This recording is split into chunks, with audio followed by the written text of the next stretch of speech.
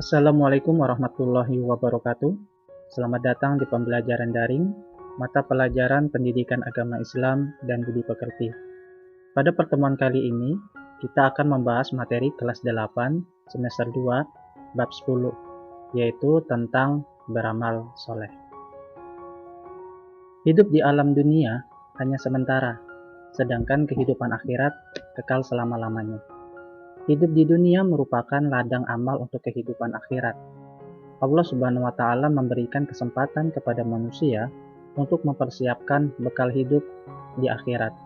Oleh karena itu, manusia harus menggunakan sebaik-baiknya dengan cara berlomba dalam kebaikan dan beramal soleh. Pokok bahasan yang akan kita pelajari pada kesempatan kali ini yaitu yang pertama pengertian tentang amal soleh, yang kedua dalil nakli amal soleh, yang ketiga macam-macam amal soleh, dan yang keempat hikmah beramal soleh.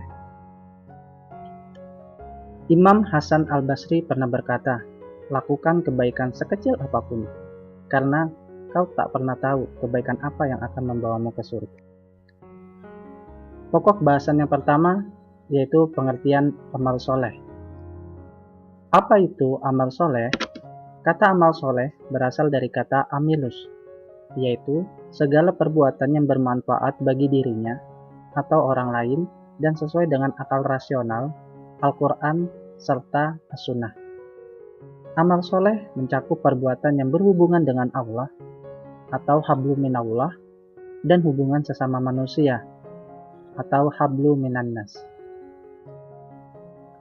Jika amal soleh itu berarti amal yang mendatangkan manfaat bagi dirinya atau orang lain, berarti kebalikan dari amal soleh yaitu amal sayyi'ah, yaitu amal yang mudarat yang mendatangkan keburukan bagi dirinya atau orang lain.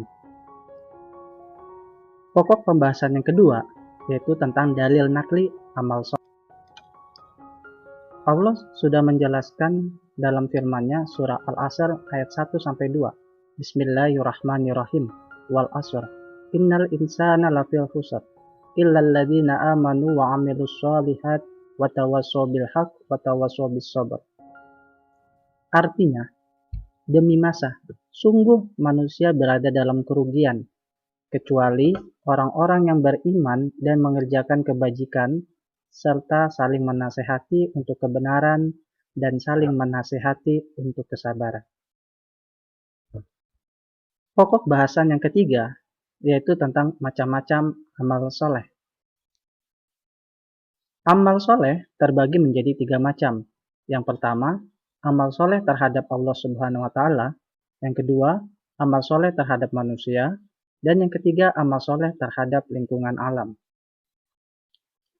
Amal soleh terhadap Allah Subhanahu wa Ta'ala yaitu menjalankan perintah Allah Subhanahu wa Ta'ala dan meninggalkan larangannya. Contoh amal soleh terhadap Allah Subhanahu wa Ta'ala yang pertama, sholat. Baik sholat wajib maupun sholat sunnah. Yang kedua, puasa. Baik puasa wajib bulan Ramadan maupun puasa sunnah lainnya. Yang ketiga, zakat.